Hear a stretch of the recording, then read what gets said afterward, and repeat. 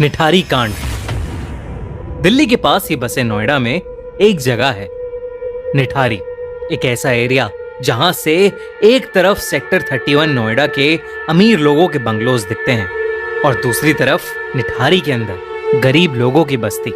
एक ऐसी बस्ती जहां के ज्यादातर लोग दिहाड़ी मजदूर, रिक्शे वाले और हाउस हेल्प्स का काम करते हैं और देश के पिछड़े इलाकों से बिलोंग करते हैं। 7 मई 2006 की शाम को निठारी की बस्ती में रहने वाले नंदलाल के घर में अफरा तफरी मची हुई थी, क्योंकि उनकी 22 साल की बेटी पायल सुबह से घर नहीं आई थी। उसने अपने पिता से कहा था कि वो सेक्टर 31 की कोठी नंबर D5 में नौकरी के लिए जा रही है, पर जब से वो वहां गई थी उसका फोन स्विच ऑफ जा रहा था। जब काफी देर तक वो घर नहीं आई तो उसके माता पिता बहुत डरने लगे, क्योंकि निठारी में पिछले 2 साल से कई छोटे बच्चे और जवान लोग गायब हो रहे थे। नंदलाल से और नहीं रहा गया और उसने खुद अपनी बेटी को ढूंढने का फैसला किया। सबसे पहले उसने उस रिक्शे वाले को ढूंढा जिसने पायल को D5 तक छोड़ा था। वो रिक्शे वाला D5 का नाम सुनते ही भड़क गया और उसने बताया कि उसने पायल को वहां छोड़ा तो था, पर वो बिना पैसे दिए ही घर के अंदर चली गई। उसे लगा कि वो वापस आकर उसे पैसे देगी, मगर वो वापस आई ही नहीं। जब उसने घंटी बजाई तो उस घर का 36 साल का नौकर सुरिंदर कोली बाहर निकला और उसने कहा कि पायल वहां से चली गई है। जब रिक्शे वाले ने उसकी बात को झूठ कहा तो कोली ने एक ईंट उठाकर उसकी तरफ फेंकी और उसे वहां से भगा दिया। ये सुनकर नंदलाल का शक यकीन में बदल गया। नंदलाल को लग रहा था कि उसकी बेटी के गायब होने में कोठी नंबर D5 में रहने वाले लोगों का ही हाथ था। बिना देरी किए नंदलाल लोकल पुलिस स्टेशन चला गया, पर पुलिस वालों ने उसकी बात को टाल दिया, क्योंकि 2004 से निठारी में ऐसे कई केसेस उनके पास रोज आ रहे थे। नंदलाल बहुत रिक्वेस्ट करने लगा, पर पुलिस ने उसको वहां से ये कहकर भगा दिया कि पायल किसी लड़के के साथ भाग गई होगी। अगले दिन नंदलाल खुद D5 गया। घर के अंदर से घर का मालिक 52 इयर्स यानी 52 साल का मनिंदर सिंह पंडेर बाहर आया, जिसने पायल को पहचानने से ही मना कर दिया। नंदलाल और उसकी बीवी पूरी तरह से टूट चुके थे, क्योंकि कोई भी उनकी मदद नहीं कर रहा था। वो दोनों पूरी रात बस रोते रहे और फिर नंदलाल ने डिसाइड किया कि चाहे कुछ भी हो जाए वो अपनी बेटी को ढूंढ कर ही रहेगा। उसके पास थोड़े पैसे जमा थे तो उसने एक वकील को हायर करके कोर्ट में अपील की।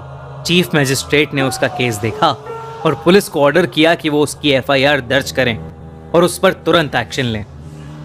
पुलिस ने जब लापता बच्चों के बारे में आसपास के लोगों से पूछताछ की तो उन्हें यह पता चला कि निठारी के नाले पर 2 पुल के बीच में 100 मीटर के एरिया में ही वो सारे बच्चे और लोग जो लापता हुए हैं आखिरी बार वहीं देखे गए हैं। इन्हीं 2 पुल के बीच में नाले के पास एक वाटर टैंक भी था, जो कुछ गांव वालों के हिसाब से भूतिया था और उनका मानना था कि वहां पर एक भूत है जो बच्चों को मार देता है, इसलिए उस वाटर टैंक के नाले के आसपास कोई नहीं जाता था।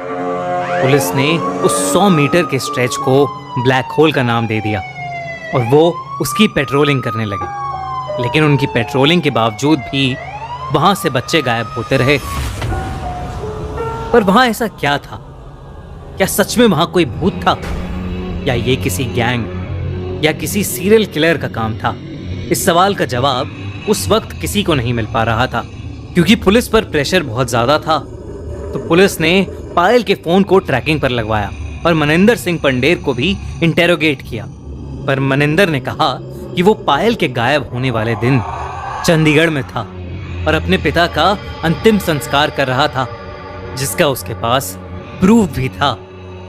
जब चंडीगढ़ में होने का प्रूफ मनिंदर ने पुलिस को दिया तो पुलिस की इन्वेस्टिगेशन फिर से एक डेड एंड पर पहुंच गई। कई महीने बीत गए और नंदलाल और उसकी बीवी अपनी बेटी की याद में तड़पते रहे और निठारी से और भी बच्चे गायब होते रहे।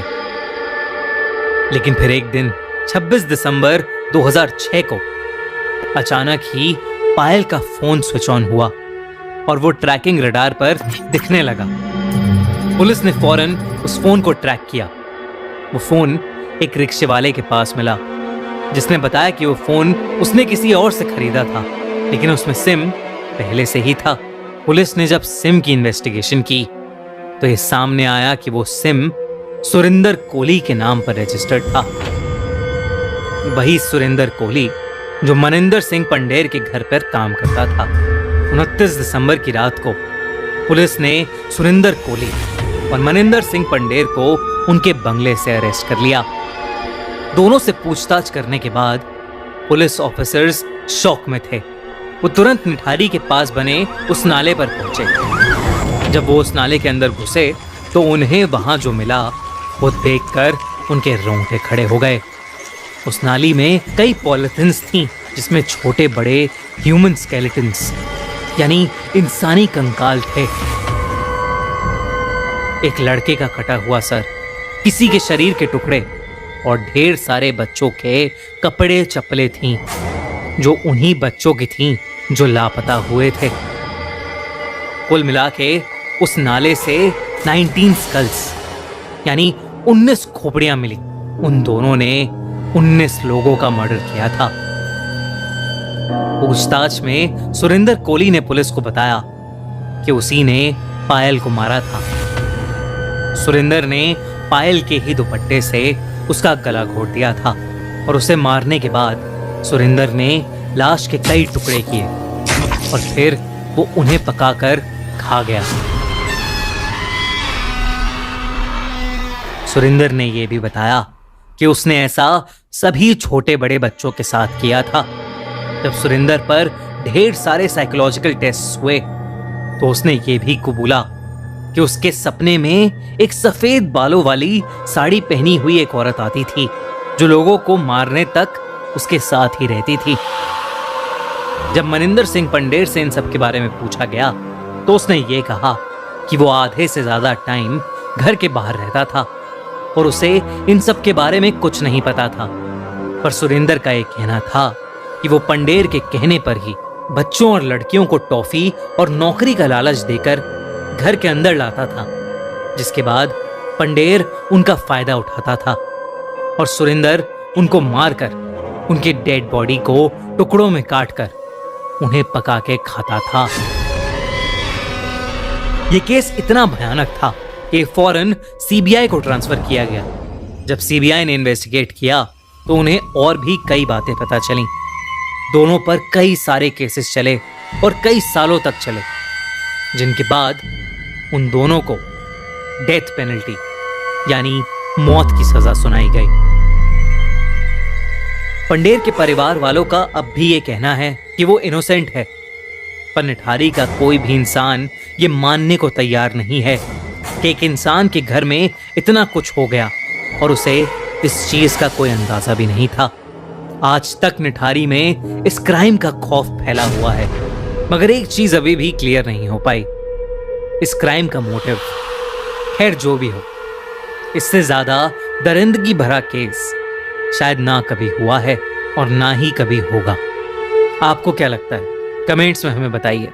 और अगर आप चाहते हैं कि हम किसी क्रिमिनल केस को हमारे क्राइम शो में कवर करें तो हमें कमेंट्स में जरूर बताइए। अगर ये वीडियो अच्छी लगी तो हमारे नए channel the crime show by Khooni Monday को सब्सक्राइब करना मत भूलना।